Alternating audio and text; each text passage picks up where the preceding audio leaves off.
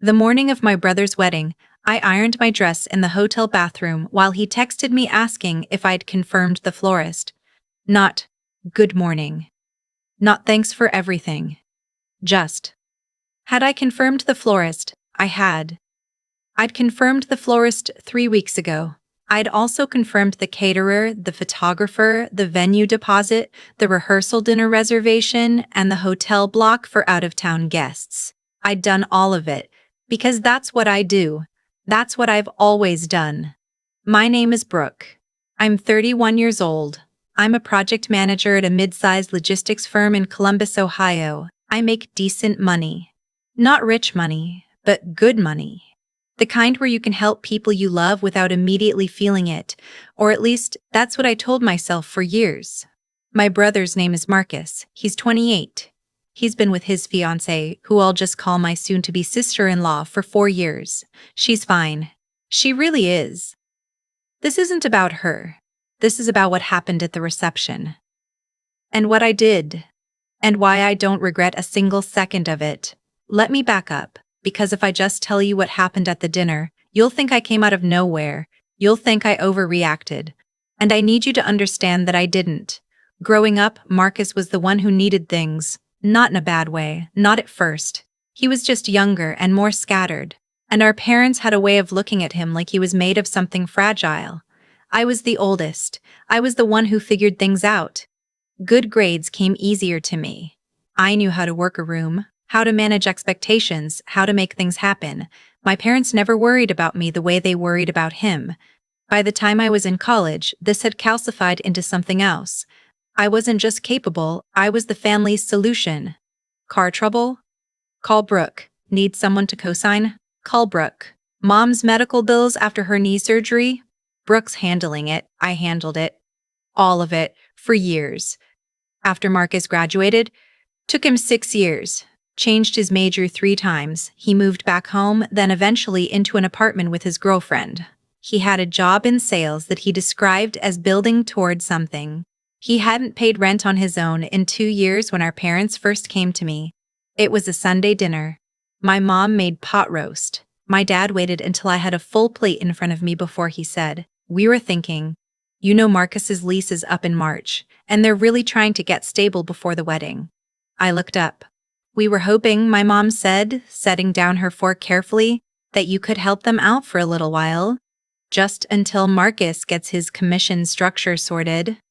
Just until. Those 2 words have cost me more money than I can calculate. I said I'd think about it. Then I thought about it for one night and said yes, because saying no felt like abandoning someone in a way I wasn't emotionally equipped to do yet.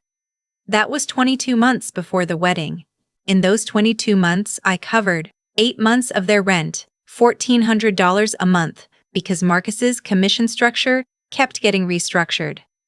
His car insurance for 4 months when he got dropped from my parents' plan. The engagement ring, not all of it, but $2,000 toward it because he was short. And then the wedding. God, the wedding. My parents came to me 18 months out. The venue my soon-to-be sister-in-law wanted was $8,500 just for the space. Her family was contributing $5,000.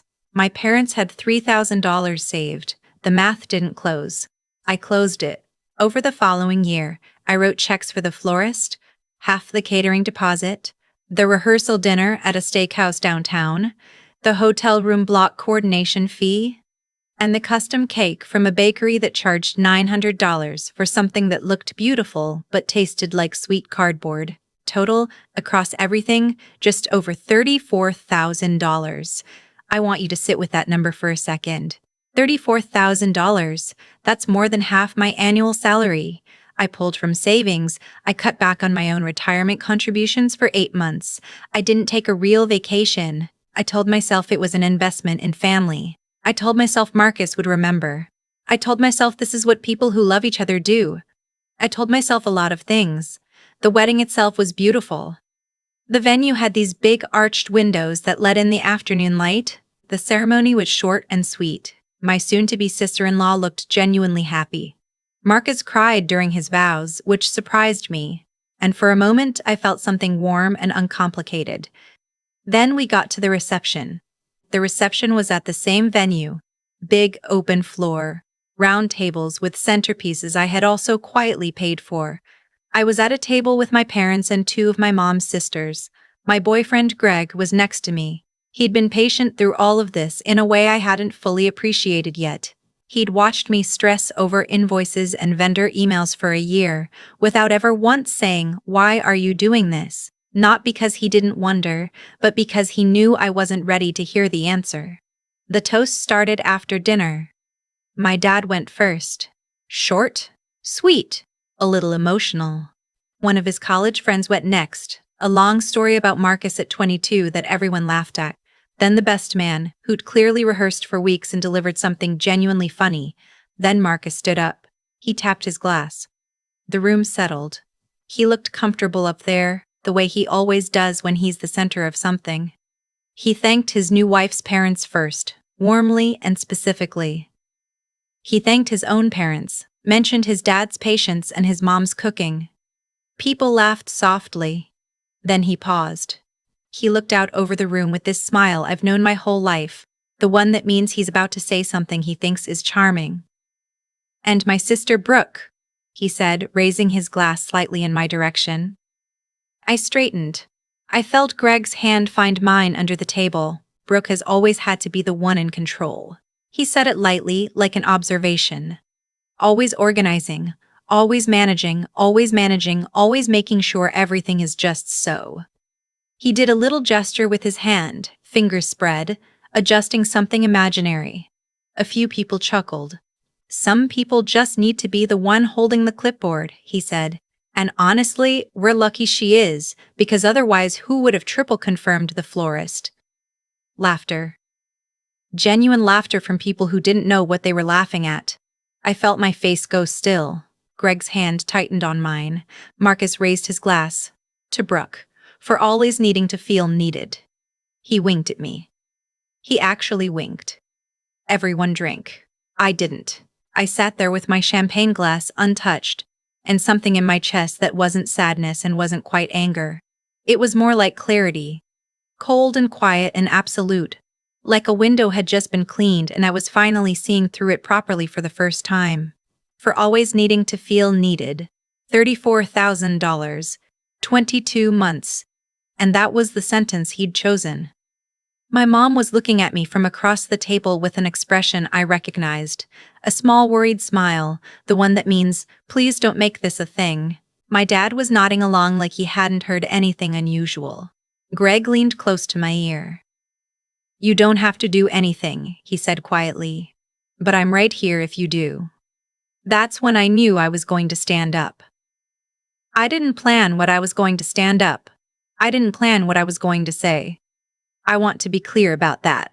I'm not someone who delivers prepared speeches at emotionally charged moments. I'm someone who processes things in spreadsheets at 11 o'clock at night. But I stood up anyway, and I pushed my chair back, and the sound of it was loud enough that the table next to us turned to look. I picked up the small notepad I'd been using throughout the reception to track a few final vendor notes. Because yes, I'd been tracking vendor notes at my brother's wedding reception, because that's who I am apparently. I cleared my throat. "Since we're doing toasts," I said. The room hadn't fully settled. A few people were mid-conversation. But my voice carried. I've run enough staff meetings to know how to make a room listen without shouting. Marcus looked over from the head table. His smile was still there, but it had gone uncertain at the edges. "I wanted to add something," I said. "Marcus mentioned I like to hold the clipboard." I held up the notepad. A few people laughed. They thought this was going to be a sibling roast, a fun add-on. "He's right," I said. "I do. And since I've been holding the clipboard for this wedding for about 14 months, I thought it might be nice to share what was on it." I heard my mother make a sound. A small, sharp inhale. I flipped open the notepad. I hadn't written any of this down. The numbers were in my head. Permanent. The way debt you've carried always is. The venue, $8,500, I said. My contribution, $3,000. The florist that Marcus just mentioned, $480. Rehearsal dinner, $2,112, including tip. Catering deposit, $1,500. Hotel room block coordination, $250. The cake. I paused. $900. It was beautiful. The room was completely silent. I'm not including the rent, the car insurance, or the ring, because those feel like separate conversations, I said. Just the wedding. Just what was on the clipboard. Marcus had stood up from his chair. Brooke, I love you, I said. And I meant it. That's the part that's hard to explain. I wasn't standing up there because I hated him. I love you, and I have shown you that in every concrete way I knew how for the last 2 years. But I'm not the one who needs to feel needed, Marcus. My voice was steady. I was almost surprised. I'm the one who has never given the option of saying no. I set the notepad on the table. Congratulations, I said. I mean that too. And I sat down. The next 4 minutes were the loudest silence I've ever experienced. Nobody said anything at my table. My aunt was staring at the centerpiece. My dad had his jaw set in a way that meant he was doing the thing he does when he doesn't know how to respond, holding completely still, waiting for someone else to move first. My mom stood up. For a second I thought she was going to say something to the room, and my stomach dropped. But she just walked toward the bathroom with her purse clutched to her side. Greg put his arm around my shoulders. I'm proud of you, he said, very quietly. I don't know if I should have done that, I said. I know, he said. That's not the same as being wrong. Marcus came over maybe 10 minutes later during the transition to music. His new wife stayed at the head table, which I respected. He crouched down next to my chair so we were eye level. That was not okay, he said. His voice was low and controlled, but I could hear the shake underneath it. Which part? I asked. He didn't answer that. You embarrassed me in front of everyone I know, he said. Your toast embarrassed me in front of everyone you know, I said. And you've been doing a version of that for 2 years, just usually not in public. I didn't mean it like that. I know you didn't, I said. That's actually the part that matters most to me. He stood up. He looked at me for a long moment with an expression I couldn't fully read. Then he went back to his table. My parents called that night. I didn't answer. They called the next morning. I let it go to voicemail. My mom's message was long and tangled. Something about how I'd made the day about myself. Something about how family doesn't keep score. Something about how she'd raised me better than this. I listened to it once, sitting in my car in the hotel parking lot before checkout, and I didn't feel the guilt I expected to feel. I felt tired. A very specific kind of tired that I'd been carrying for so long I'd forgotten it had a source. My dad's message was 3 sentences. That wasn't the time or the place. You know that. Call your mother. I didn't call my mother. Greg and I drove home mostly in silence, the comfortable kind. Around the 2-hour mark he said, "What are you thinking?" "I'm thinking I should have done that a long time ago," I said. Not at his wedding, maybe, but somewhere. Yeah, Greg said. I'm also thinking I need to actually look at what I have left in savings, I said. Like actually look at it, and figure out what I do from here. We can do that tonight, he said. He said we. I noticed that. 3 days later, Marcus texted me. Not a call. A text. Long, which was unusual for him. He said he'd been thinking. He said he knew the toast came out wrong, that he hadn't meant to make me sound small, that he'd been nervous and it was a bad joke that landed worse. He said he didn't realize how much I'd contributed, that our parents had told him some of it came from them. I read that sentence 4 times. Our parents had told him some of it came from them. I sat with that for a while, the way you sit with information that reframes something you thought you understood. My parents had let Marcus believe the money was theirs, which meant they'd been allowing me to quietly fund a version of themselves they couldn't afford, which meant the $34,000 hadn't just bought a wedding, it had bought my parents a story they wanted to be true. I texted Marcus back. I told him I appreciated him reaching out. I told him I believed that he hadn't known the full picture. I told him that I needed some time before we talked on the phone, but that I wasn't interested in cutting him off. I just needed him to understand that things were going to be different going forward. That I would not be the family's financial backstop anymore. That if he needed help in the future, we could talk about it directly, adult to adult, not filtered through our parents. He said okay. Just okay. I didn't know what to do with that, so I chose to take it as a start. My parents were harder. I finally called my mom 11 days after the wedding. I kept it short. I told her I knew about what she'd told Marcus, that the money came from them. She didn't deny it. She said she hadn't wanted Marcus to feel like a burden. I asked her if it had occurred to her that making me carry a burden in silence was its own kind of choice. She got quiet. Then she said she just wanted the wedding to be nice, that she didn't think I minded, that I'd never said I minded. I never said I didn't mind either, I said. You never asked. She started crying. Soft. The way she does when she's genuinely upset and not performing upset. I've known the difference my whole life. And I didn't let it move me the way it once would have. I told her I loved her. I told her I wasn't walking away from the family. I told her that I was changing how I showed up in it, and that if she wanted to understand why, I was willing to have that conversation when she was ready. Then I said goodbye and I hung up. That was 4 months ago. Marcus and I have had 2 real phone calls since then. They were awkward and careful in the way conversations are, when 2 people are learning new rules with each other. He's started paying his own car insurance. I don't know if that's coincidence. I'm choosing to believe it isn't. My parents and I have dinner every few weeks. It's polite. Some things are easier, and some things are harder, and I'm making my peace with the fact that this is probably just what it's going to look like for a while. My mom still has the small worried smile sometimes when she looks at me, but she started asking how I'm doing. Actually asking, not as a prelude to something else. I put money back into my retirement account this year. All of it. I'm going on a trip to Portugal in the fall with Greg, and when I booked the flights I didn't feel guilty. That's new. I want to tell you that what I did at the reception was the right move at the right time, but I'm not sure that's true. The timing was imperfect. It was my brother's wedding day, and I know that matters, and I'm not pretending it doesn't. If I could go back, I might have chosen differently. A private conversation. A different moment. But here's what I know for certain. If I hadn't said anything that day, I wouldn't have said anything at all. Not then. Not later. Because that's the pattern. You wait for the right moment, and the right moment doesn't come. And one day you look up, and another year has passed. And $34,000 more of your life has gone toward keeping up someone else's version of what your family is supposed to look like. My brother called me the one who needs to feel needed. I've thought about that a lot since then, more than I'd like to admit.